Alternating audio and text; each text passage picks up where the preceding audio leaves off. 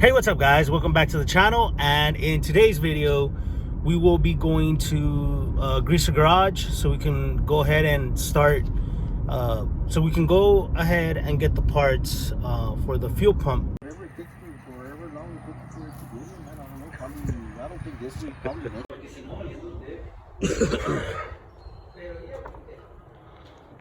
Here you go. This is a new extension, right, Mark? Yeah. It's pretty good, man. Looking pretty good. Got the door right here. Got the driveway you can come in here. It's really good, man. It's really good.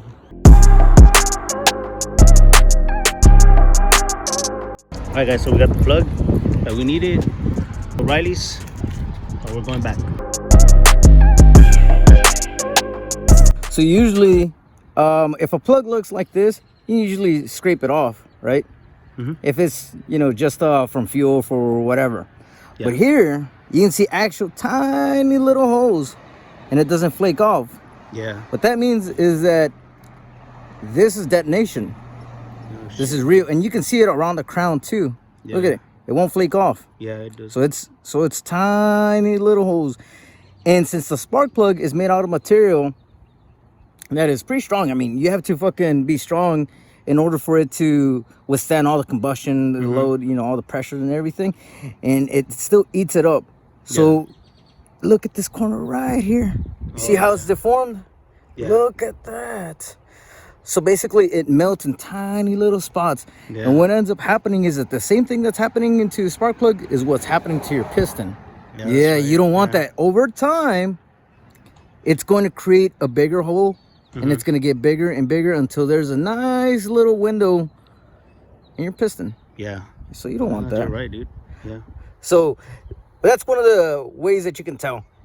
Sometimes the plug will come out like this because fuel has condensation or whatever the case may be. But usually you can just flake it off and it'll be fine. Yeah. This, on the other hand, you can't. Yeah, it doesn't. I mean, you can even with your fingernails. I mean, it's pretty bad. So it's good that you replaced it. Yeah. Thanks, man. Yep. Okay. So guys, that's an educational lesson from Ortiz there. It's always good when I come over, he gives us a little bit more insight on performance on what to look for and things everything. to look for. Yeah. So yeah, guys, also subscribe to his channel. Yeah. You want to go ahead and plug that in? Plug what It's in? Luis Ortiz. No, just say. Oh, dude. No, plug it in, like, mention your channel. Oh, it's just Luis Ortiz, but you can search for it with Chilling with Ortiz and the Greaser. Yeah. You'll find it. There you go. All right. I wrench, bro. Yeah. So when you tell me to plug it in, Yeah. I'm like, what the fuck? That was funny. If you take a look at this plug, in the older days, you would do a run, right? Like you would do a test hit, Yeah. come back, pull the plugs, and see how it reads. If it reads like this, that's too much timing. You would have to back it off with a distributor and everything, right? Now, everything is so advanced that a lot of people end up forgetting the basics, which is just reading a plug. Yeah. So a good thing to read about the plugs is that this shouldn't look like this, right? It should be nice, dark gray, right? This piece. With no discoloration. You might find some discoloration down here, but very faint. And then the crown itself will be black. None of this pitting. I'm not sure if you can zoom in there, but there's a lot of pitting right there. Yeah, you can see. You definitely see it. You see that? And you can't. Okay, so remember, rule of thumb is black crown with a dark, whatever this thing is called. I think it's called a prone, whatever. Yeah.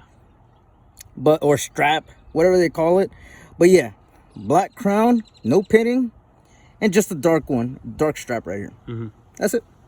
All right, cool. Thanks, man. Yep. All right, guys. So that's gonna be pretty much the end of this video. Since here we got that taken care of. He fixed the